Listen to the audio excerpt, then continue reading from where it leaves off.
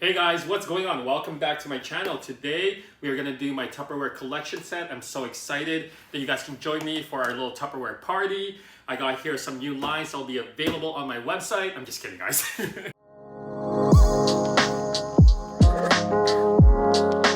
Hey guys, what's going on? Welcome back to my channel. In today's video, we're gonna talk all about how to propagate your houseplants during the winter months. In my previous video, I spoke about how to care for your houseplants during the dark and cold days of winter, and we spoke about all the things you can do to try and mirror a similar environment to what they were used to during the spring and summer months when they were actively growing. That's maximizing and extending the light they get, warm temperatures, increased humidity, and cut back on your watering. We also touched on things that you shouldn't do as well, like repotting and fertilizing your plants. Now, I often get the question, how about propagation? Can you continue to propagate your houseplants during the winter months?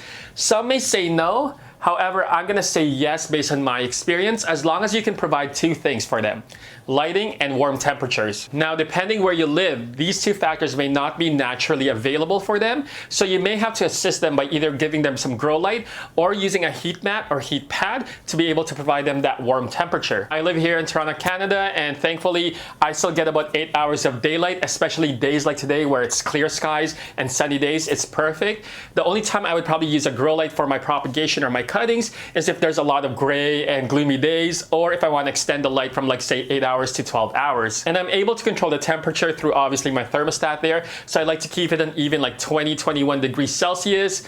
I think Fahrenheit, that's about 79 or 80. I'm taking a guess here. Where's my phone? I'm gonna look this up.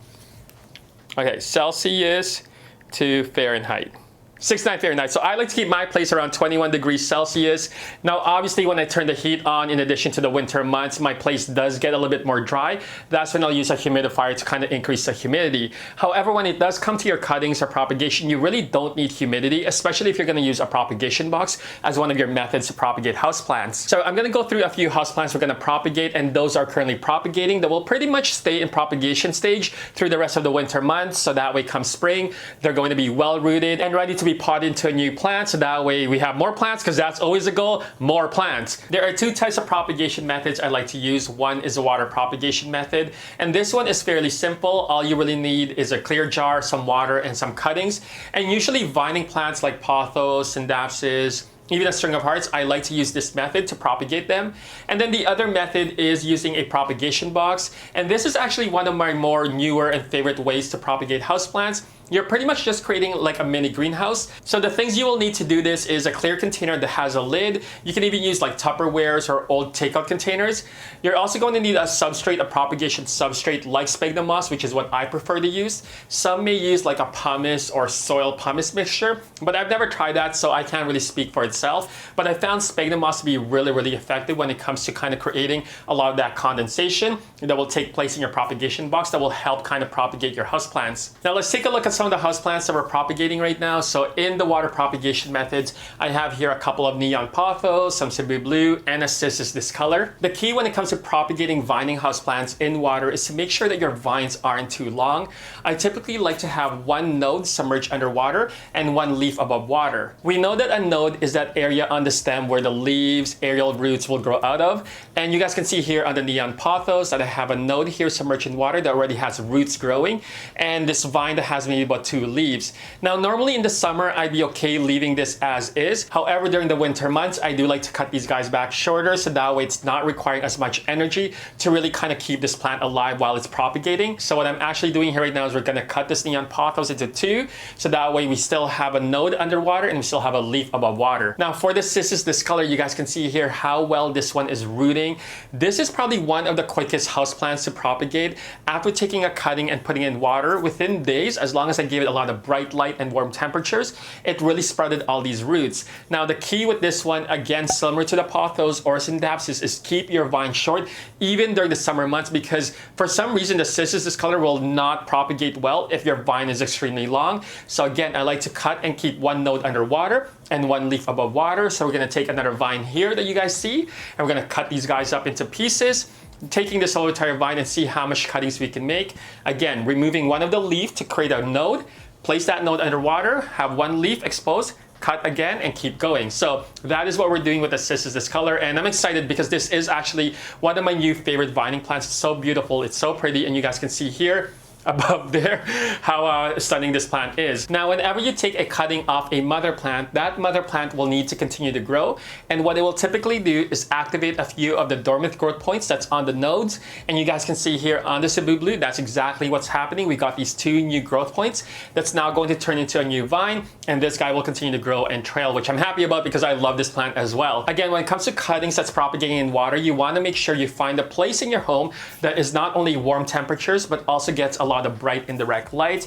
And if you don't have that naturally, then you can simply supplement it by using some grow lights or some heat mats or heat pads to place your cuttings on. But for me, because I have a large south facing window, the natural light I get even during the winter months is enough. Now, how often should you change the watering, or should you change the watering? I say maybe about like every other week, or if the water starts to get dirty, whichever comes first. For the most part, you're going to need to top up the water as the water evaporates, making sure that that node is always submerged in water. Now let's talk about the other method of propagation, which is using a propagation box. And I love this method because you're pretty much creating like a mini greenhouse for all your cuttings, where the moisture and humidity will be trapped, which will then help grow the roots and the leaves on your cuttings. Now you can pretty much use any clear container as long as there's a lid, or you can use kind of like an old takeout container, which I also have as well.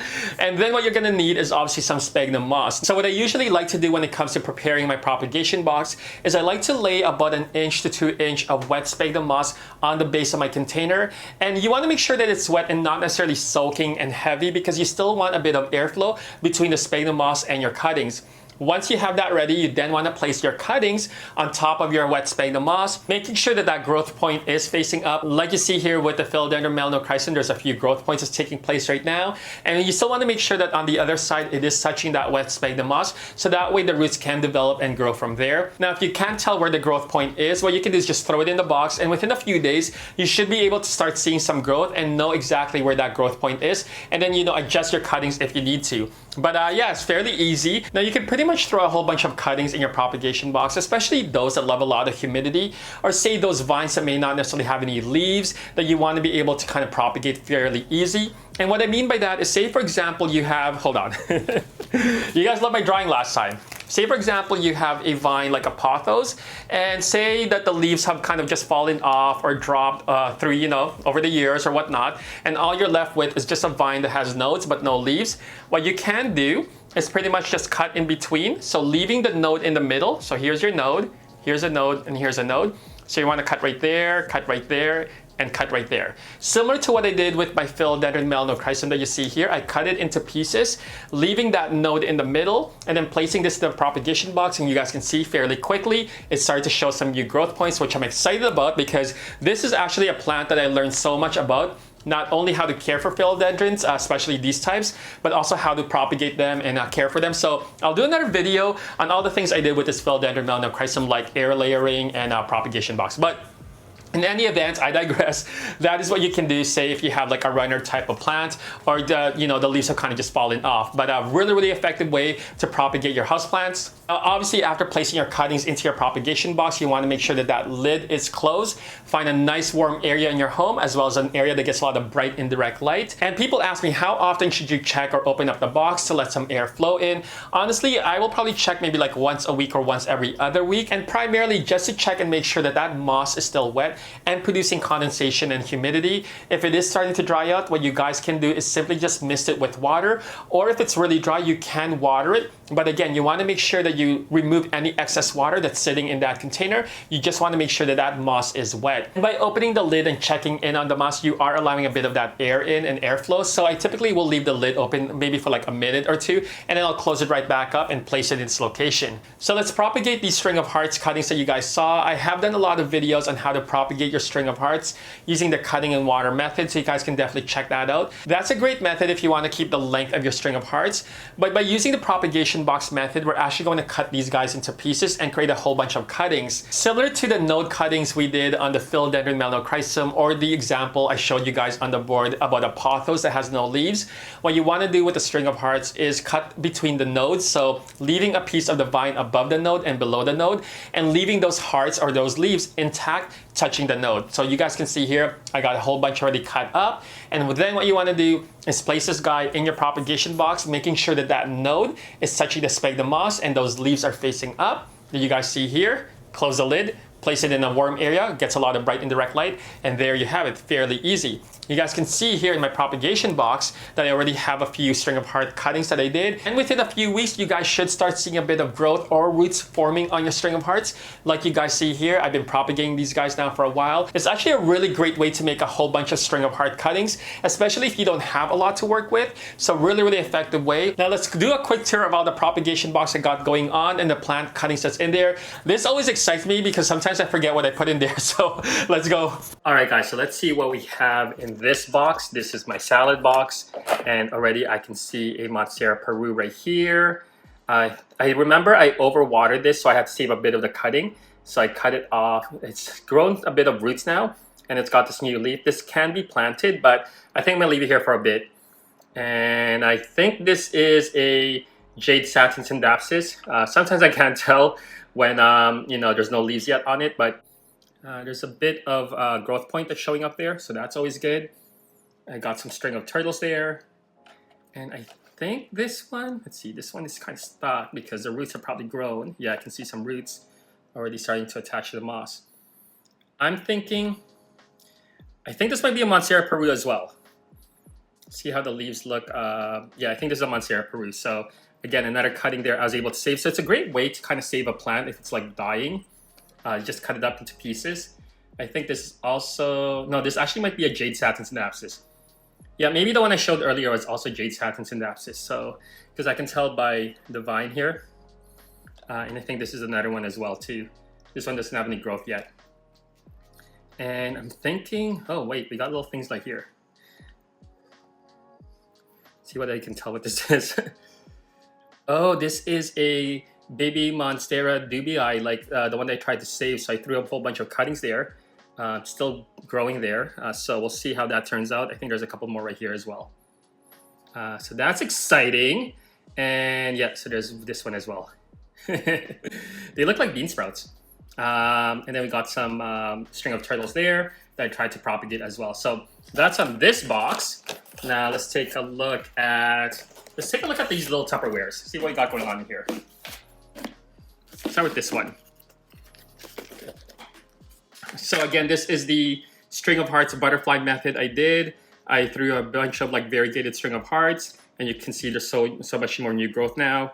A lot of these probably have roots as well too. If I like pull them up, yeah, I can kind of see. I don't know if you guys can see right there. There's roots right there. You can see it's all fuzzy. And so that's good. And again, I'm gonna leave them here for the rest of the winter, get them to really grow some roots and establish, and then we'll create a new pot. This also is a bit of string of hearts. Again, doing the butterfly method, really effective. You can see new growth sprouting out while the nodes there at the bottom, like what we did earlier. You guys can see there's like baby roots growing. See? See, you'll focus. Yep. So again, just leave them in there and see what's in this one. Oh, again, little Monstera dubii cuttings. So there's a whole bunch in here. I don't know how, I think I might need to put this into like a bigger propagation box, like one that grows taller, so these guys can grow a bit more length. But yeah, so that's that. And I'm not sure what's in this one. Maybe one more string of hearts.